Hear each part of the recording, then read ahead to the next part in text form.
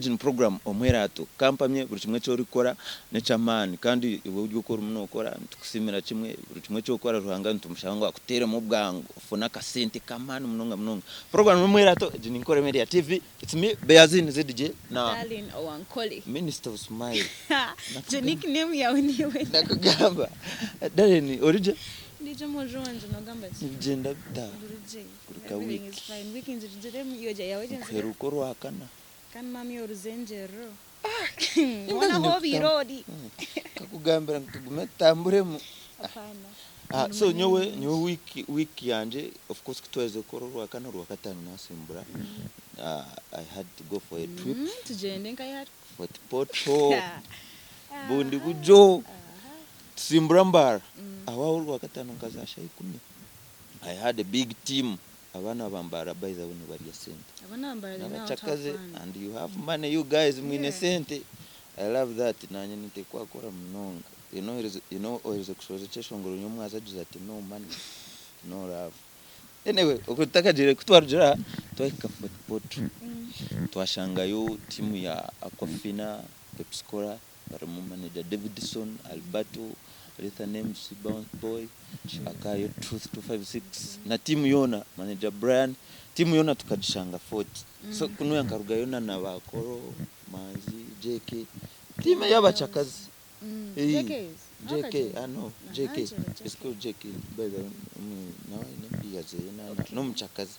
So kutwaitire twashakara twagia sente twaza kurambura naza mabere ganye na mwiwe abumba ndumutonkane njangu na mabere savings zono kaze of course bishibana amabeganye na munyaka njangu nkamavere nkani mangu nikagaburija ginkumanya ninga bibare bero munkamavere like kozere nkoma. In fact I expected to reach there and I touch ko I feel the softness. By the way, it is something different. Wotakaza yoga cyo expecting cyo kushanga gal hard but naruga mamate namabere nkaga gakoze rwe nkamabere konka historically ebyinji story yone mamate like is it naruga mamate wanyigana gaga nigetonye sa nigereta ngagaisha so mystery ngage umwe munda tinkumanya yinu munke chindachirumush tinda bichenjere nanye konka bakatwereza history of it. Link dia hano NKORE Media no basakuzaho barebe tuwa for portro with Beazine ZD awankajikwata waterfalls nana aba mwe tukarya sente nashanga batoro bambuza Dharlyne arinka Dharlyne yambera Dharlyne arinka noza yirya Dharlyne tuzakujena tojenza garka tuzakujena. So timu yaba for portro nyenda mana sima abana batu akiri irokwe aba 40 batege bitwashanje yabitu bakuno barumu Oyaka Nation Bonds Africa Ronnie 256 Beautiful Nisha a company mpako ya Amoti Sarah Drake. Those guys gave us a hospitality. They were hospitable. Then tukavinga fine. Everything was good. That was my week by the way. Nagaruka mbara natandisho made in mbara what's going on? Well, nothing new, but I'll just give you a quick reminder of the Washeshe Festival. Ankole Place. So you guys keep having it in your minds that it's going to be fuego. Nebya abasheshe of course. Abasheshe hari mukwe picture I think. Tebiro mbyo kwe. Ana nyakweka ngo kutuzaye kwe picture. Gurabita kajago kwe picture. Nokuteze bishani. Konka abantu binenteka teke ndijo. Niwe nenteka nke y'abantu baburije. Anyway, by the way timbire nawe. Kwe picture 2nd September Kampala I'm going. I wish him the best man. I will go there. But his concert is on the same date. Is it just a date? No. Navi. Yeah, Navio. Konga Navio of course in the audience and to nyuni zo mukwe picture of course. Omuntu otiro same konani same date. The non-emotion was interested in Maurice Kiria. Both they will work.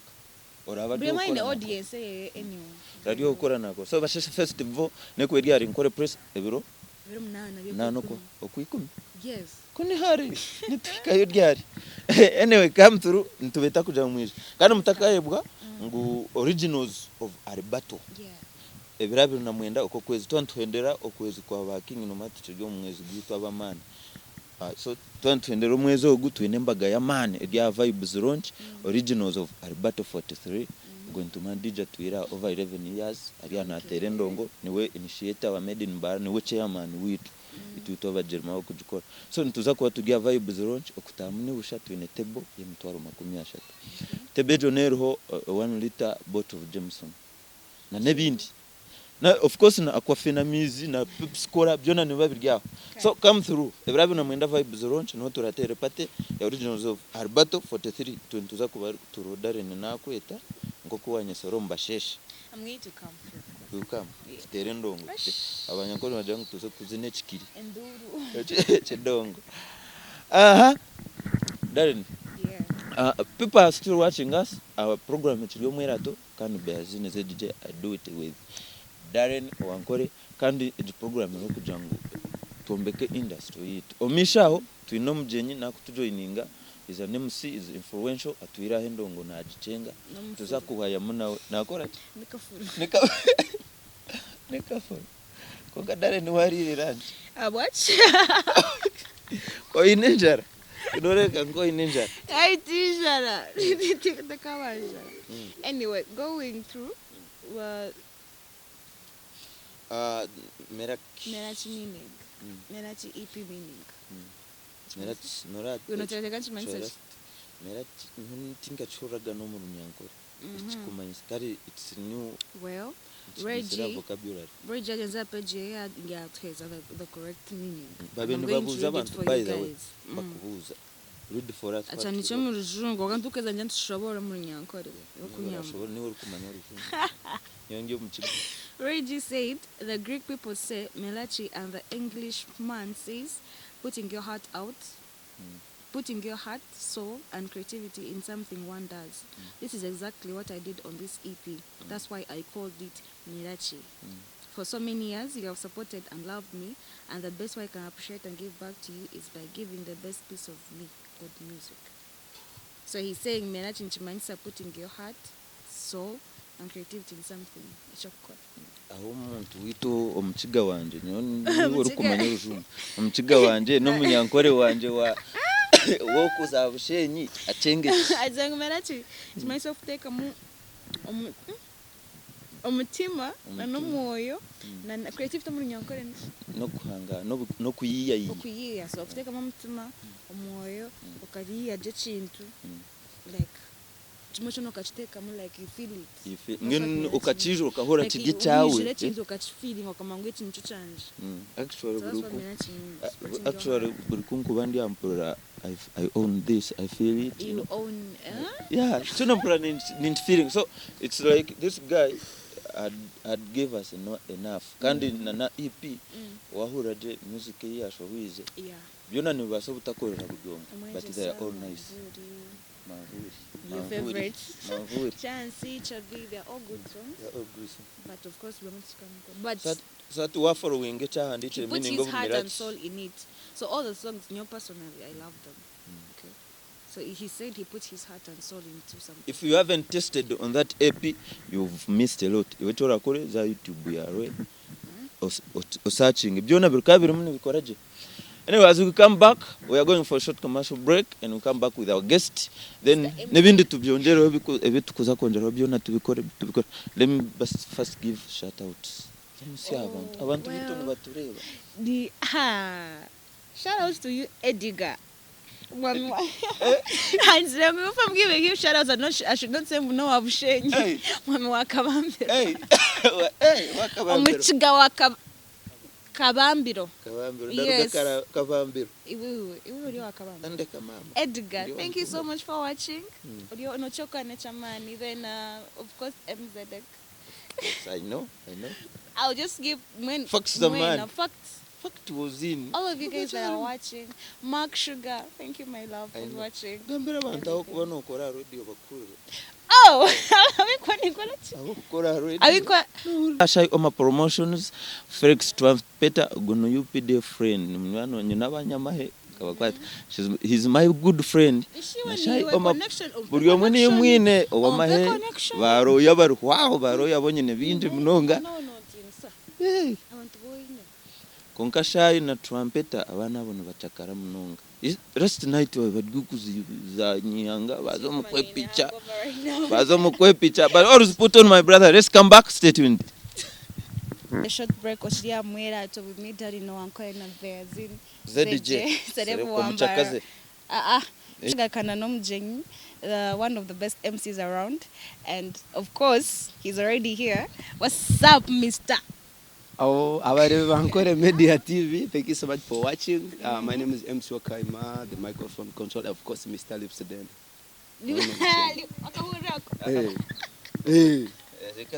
Welcome back from short commercial break. Oguniwe mujenyi wetu yonaha eriza program Omwerato rishamunana orwakana neneza od direct kunki Dharlyne tuwara ngaba smart. Zayo man kablu na kawaiti. Naguma nanye rusimeho. Ka Omega nako kayaka. So I thank my brother na bamwita Beazine.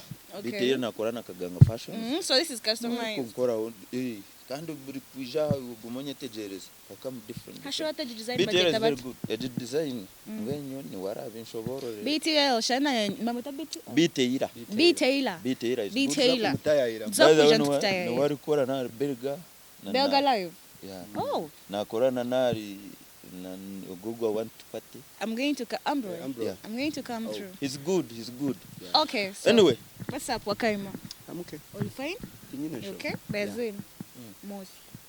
Mwana we Wakaima, welcome. Mgenu tuna Wakaima tugiraho mu ndongo. Ntutu amuretera inshongezi turi umuntu ukugana. Ntubahamya mukandi mwengere kuguma nukujango. Niba kandi government eri munekore chamani kore akambya indero gukumi side za kasese. Katugaruka handongo cyenyine cyatureta. So far Wakaima as welcome.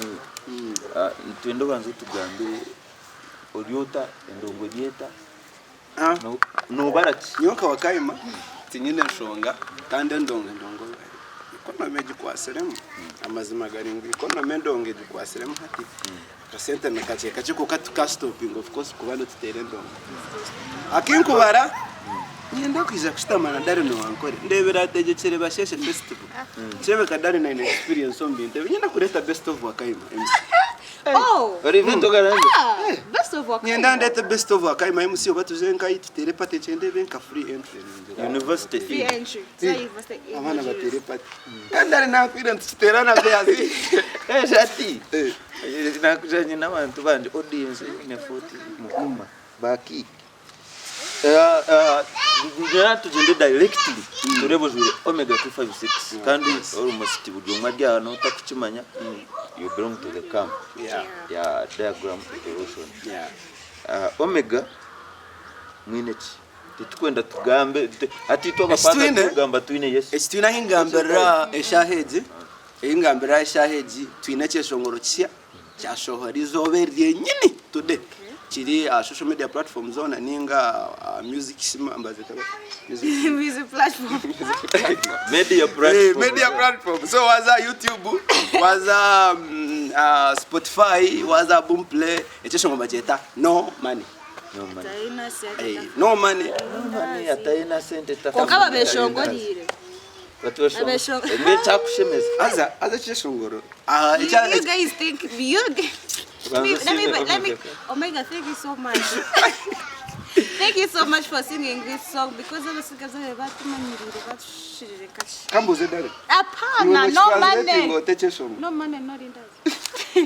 Think we had that. Why they said that to Dharlyne this? Think we had that deals. Mami is No, but chirikushora mukanga mwatureta like a trailer, bankete trailer. Yeah. Engambo ziriho social zitambara abantu bingi bagambere ba bloggers media TV houses dona abantu muno bagambye omweshongozi kwa hindukira kazo mu Ruganda omweshongozi yeshongiro Ruganda omweshongozi tahindukire omweshongozi tahindukire abuko hano horeche shongore echo kiri muri line zone Nyankore kiri mu Ruganda no Ruzungu zone Nyankore no ziba hamline nkibe yes ko kazerum.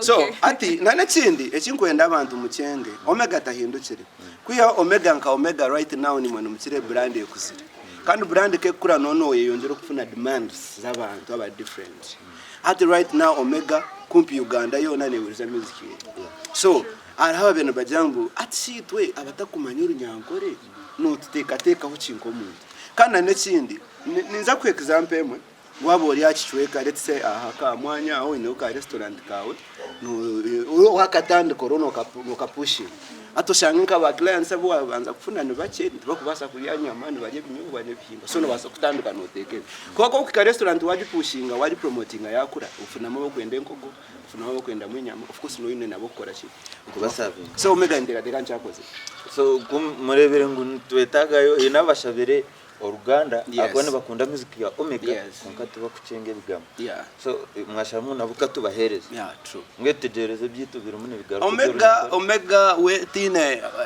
district ninga taine region ninga cya kweshongora Queen of the West being Queen of the West kuba Queen of the West tsikumanisa ngutaine kuserving yesiye actually buriho kuza wayemerera no kuna ho buriho kuza na ho West wayemerera uti no wayemera Kampala ama no in the West or in the South I came to realize this but nothing ngumene mwana ogwa katubara kachi Queen of the West ya mabura amwe haraze no mu America no in the West so akubaro nengure naji netindi karabe itwe nkabanyankwa according to my submission on this one acho kujango mweshe muzahinduke kwara abaru representative ari Queen katujengu king ya rugaya zanka England aronka meeting ya ba kings yake utagamba Uganda nazagamba rujungu kujangu so ati ya representative witajire Uganda arimuna aganira n'abaganda muri mu rwabo kuja bakicenge so bya Omega ni biye byo konka ebigamba byona it's okay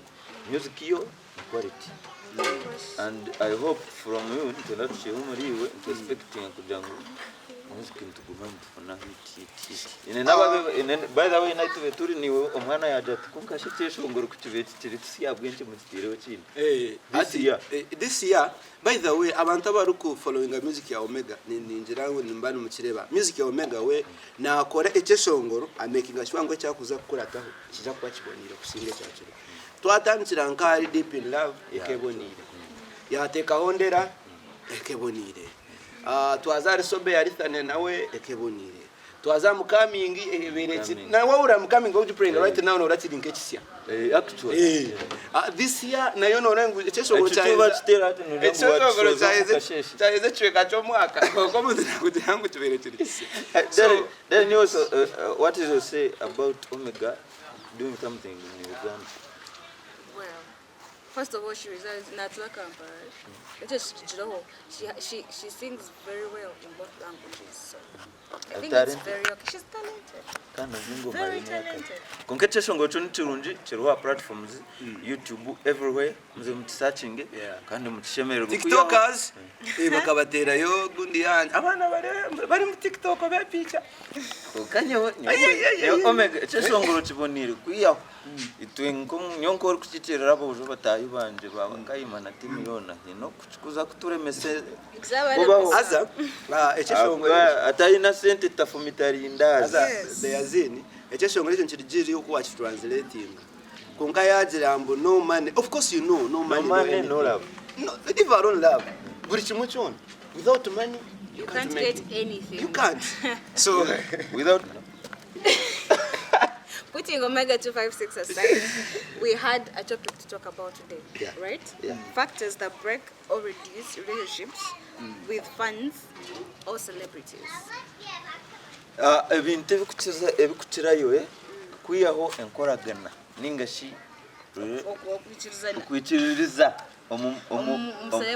omuserebu wawe ekikuyaho enkwatagana ya serebu na fan we nti Netanshar Wakaima uri star tupiro muri ba star nokorana ba star ekinkubasha kugamba nshongeje cyo kubanza ninjira ngo kuba common munongo kuba waba common munongo rufutambura no roe fan yagira ati serebu na yepaka atadali na yepaka no kadali no takwepaka no waza utu oine boyfriend wao waza kunyumerwa fan yiza kanwa ko Dharlyne atkana Dharlyne atosanga omwana yiza Dharlyne abatoro basanga ko mwana yiza naenda akuhaginge hati abo kugira ngo you have to protect kiriya cyo jambo you have your guy hatumaja Dharlyne atanayipa ekindi okwepicha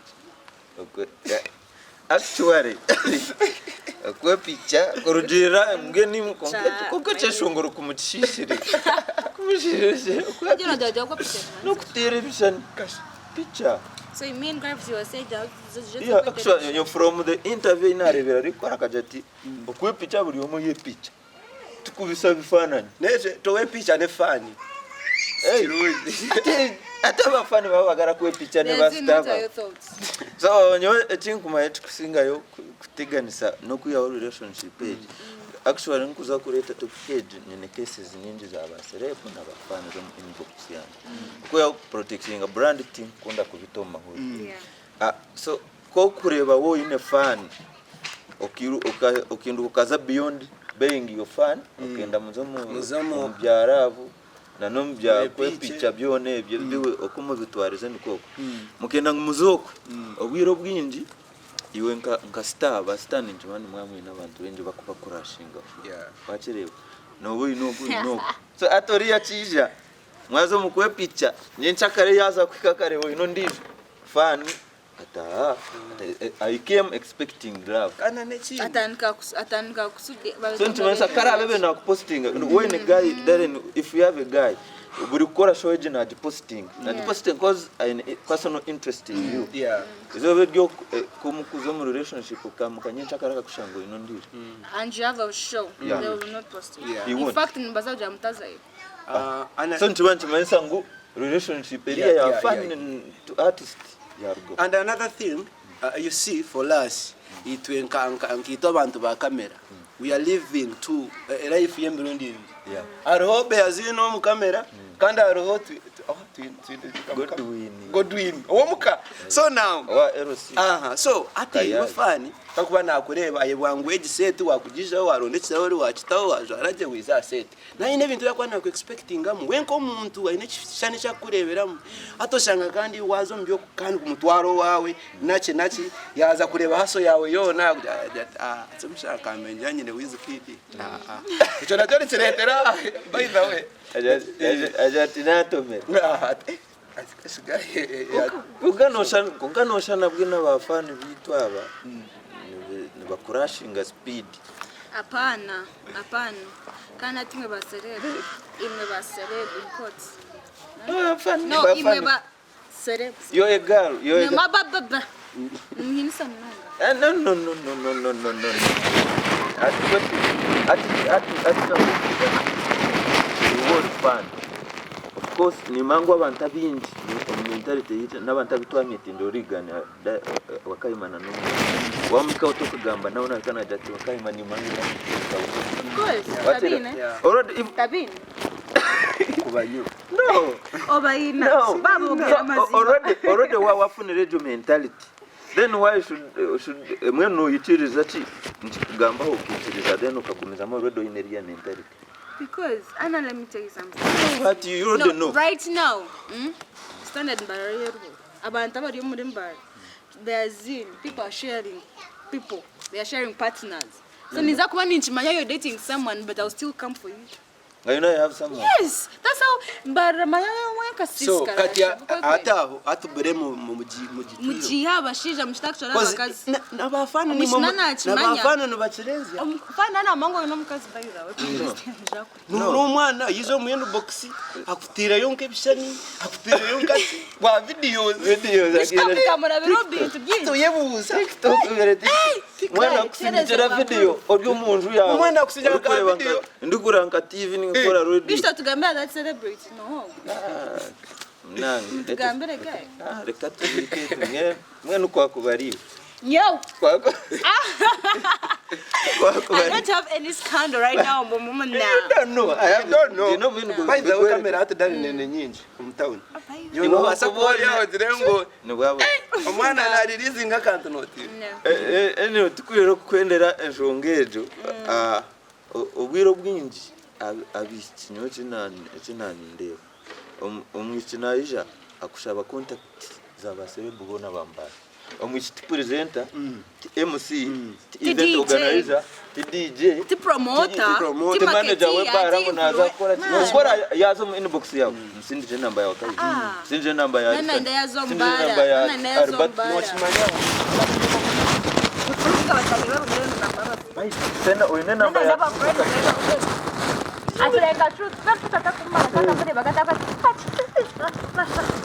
rero ngayamsindira ngayako akamessage ukakagarukamu adera screenshot iwe abana basare bayidoni benagamba ne mukana na screenshot yani mpindure namba screenshots nyonka byega you say hi niza kuba ni texting ngabe okunyumya twagalo nyumya namwe na izo screenshots zeza screenshot muchisusa yebare anyway eto tabiro twarangu nobasa kuzinga fani omundereri how can you maintain a brand like Dharlyne right now a whole brand yawe kasigara nekora kandi Wakaima yazile something that kills your brand is being common. So if you want to maintain your brand bambile kakuzerera murahamwe akakushanga godyo sande bakushanga Beazine ya toro umchikade yakushanga yazo mtseni yakushanga yazo kuyakushanga you just keep yourself in one place, okay? Like respect yourself,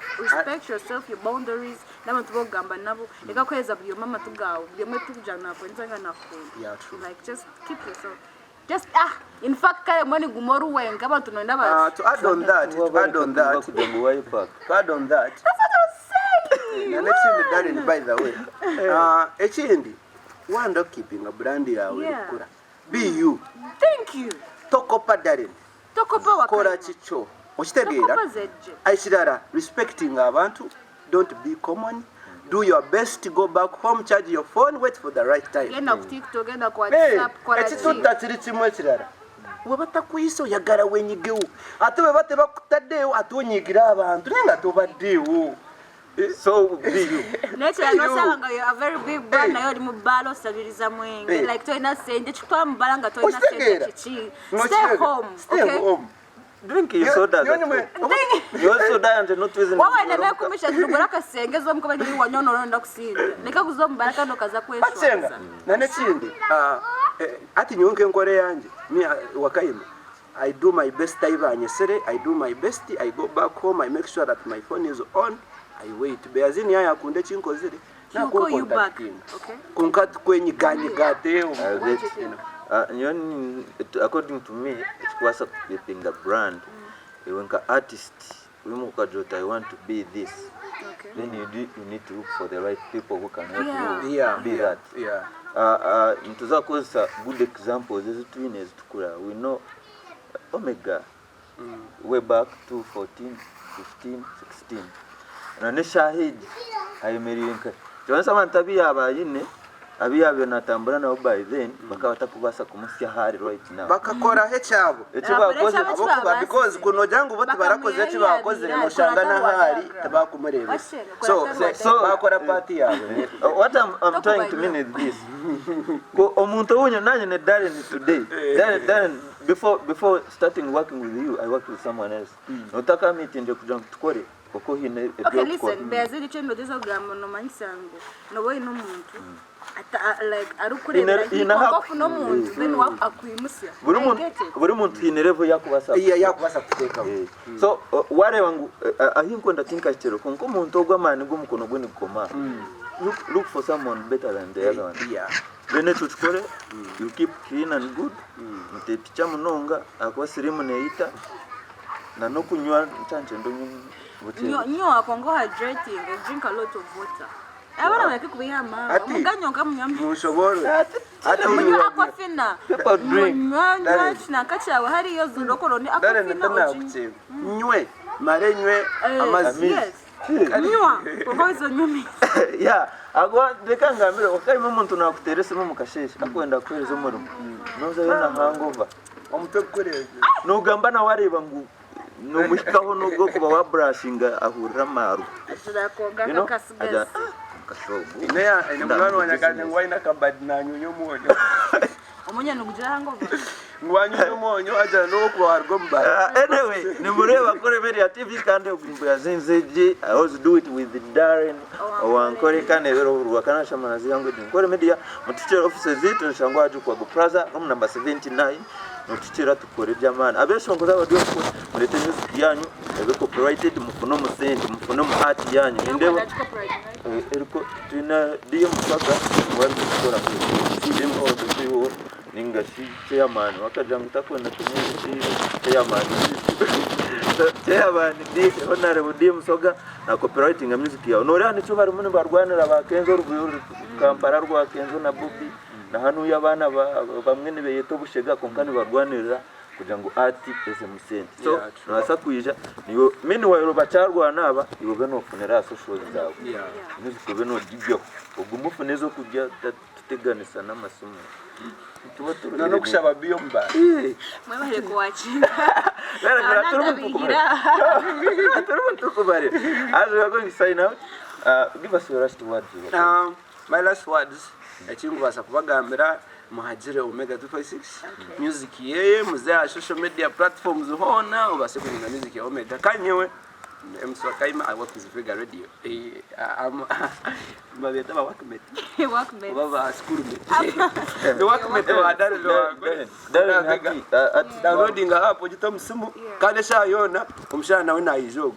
Timu go kujira no teka ngo chiche chiyonchiza. Anyway, Wakaima MC social media platforms zona no bano. Musigare mutwagira musigare muri Ankole Media. I'm promising you it will be mainstream TV and to be the best.